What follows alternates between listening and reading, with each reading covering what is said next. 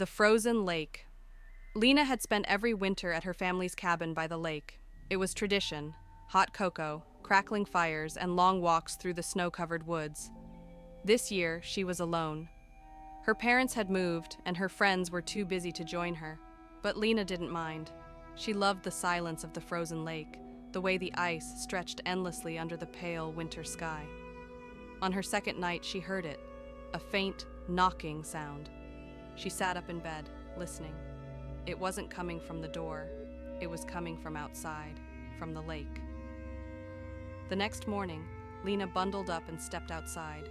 The air was crisp, the world untouched except for a thin mist curling over the ice. Curious, she walked to the shoreline. That's when she saw them. Footprints. They started at the edge of the frozen lake and led straight to the center, then stopped. There were no prints leading back. Lena's stomach tightened. No one else was supposed to be out here. The ice creaked beneath her boots, a low, hollow sound that sent a shiver up her spine. Something felt wrong. She turned back toward the cabin, but just as she stepped away, she heard it, a whisper. "Help me." Lena froze. The wind? No. It had been a voice, faint, distant, but real. She turned back to the lake, her breath fogging in the cold air. A shadow moved beneath the ice. Her heart slammed against her ribs. It was probably just a trick of the light, she told herself. The ice wasn't perfectly clear. Shadows could shift, reflections could play tricks. But then it moved again. Something, or someone, was trapped beneath the surface. Lena took a step forward. The whisper came again, more urgent this time. "Please, help me." Against her better judgment, she knelt at the ice and brushed away the thin layer of snow. A face stared back at her, mouth open in a silent scream, eyes wide, unblinking. Lena's breath hitched. She scrambled back, her pulse roaring in her ears. The face didn't move, didn't blink. It just watched her. Then, slowly, it smiled.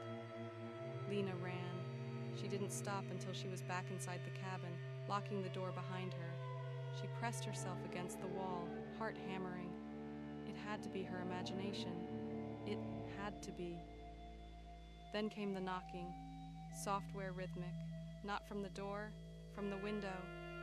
Lena forced herself to look. Outside, standing at the edge of the frozen lake, was a figure. It was watching her, smiling. And then, as she stared, it raised one hand, fingers blackened with frost, and knocked against the glass. The next morning, the cabin was empty. Lena was gone. The only sign she had ever been there was a single set of footprints leading from the cabin to the middle of the frozen lake. And beneath the ice, if you looked closely, you might see her face, frozen in place, smiling. Did this story send chills down your spine? Don't forget to like, comment, and follow for more terrifying tales. Would you step onto a frozen lake alone? Tell me below. Boo Ghost!